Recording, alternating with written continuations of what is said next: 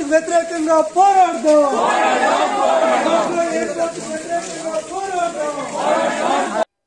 శ్రీకాకుళం జిల్లా మందస ప్రాంతంలో ఎయిర్పోర్ట్ ప్రభావిత గ్రామాల్లోన ఈరోజు వామపక్ష ప్రజా సంఘాల బృందం అనేది పర్యటన చేయడం జరిగింది.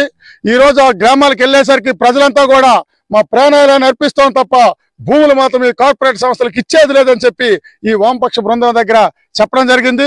మేము ఏ పోరాటానికైనా మేము సిద్ధపడతాం తప్ప మా భూములు ఇచ్చేదని చెప్పేసి ప్రజలంతా కూడా చెప్పినారు. ఎక్కడికి వెళ్ళిన గ్రామాల నుంచి మంచి ఆదరణ, విశేషమైన స్పందన ఉంది. ఈరోజు వామపక్షాలుగా మేము డిమాండ్ చేస్తాం రాష్ట్ర ప్రభుత్వానికి కార్గో ఎయిర్పోర్ట్ కోసం బలవంత భూసేకరణ ఆపాలని చెప్పి, అదేవిధంగా కోస్టల్ ప్రాంతం అంతా కూడా ఈ సముద్ర తీర ప్రాంతాన్నంతా కూడా కార్పొరేట్లకు కట్టుబెట్టొద్దని చెప్పి మేము వామపక్షాలుగా డిమాండ్ చేస్తున్నాం.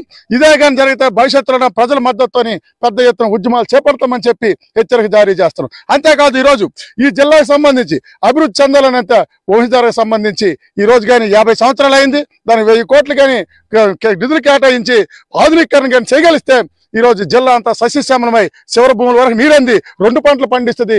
దానివల్ల ఉపాధి పెరుగుద్ది, ఆదాయం పెరుగుతుంది, వలసలు నివారించబడతాయి.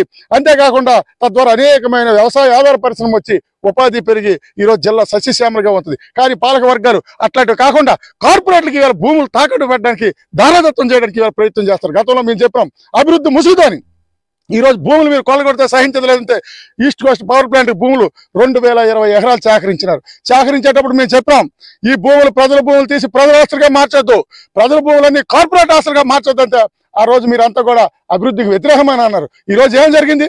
ఈవేళ ఈస్ట్ కోస్ట్కి ఇచ్చిన 2020 ఎకరాల భూమి ఈ రోజేమో బ్యాంకులో తాకట్టెట్టి అది దివాలా పిటిషన్ వేస్తే అది ఆక్షన్ వేసి సమీర్పేట లాజిస్టిక్ కంపెనీకి ఈరోజు 26 కోట్లకి కారు సాగుగా ఈవేళ ఇచ్చేయడం అనేది జరిగింది. అంటే ప్రజల ఆస్తుల్ని కార్పొరేట్ల ఆస్తి మారుస్తారు.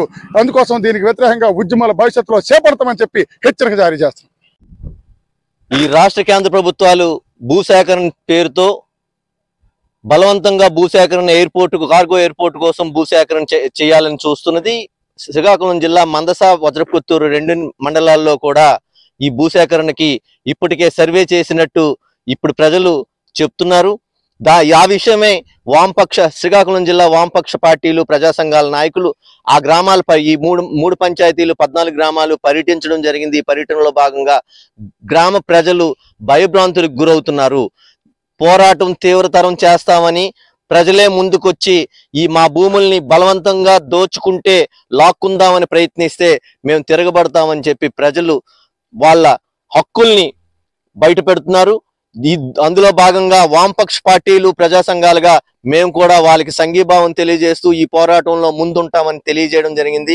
ఇప్పటికే ప్రజలకి మాయమాటలతో మభ్యపెట్టి అభివృద్ధి పేరుతో కార్పొరేట్లకు భూములు దోచుకోవడం అంటున్నది ఈ ప్రభుత్వాల తీరు ప్రజలు ఇప్పటికైనా గమనించాలి.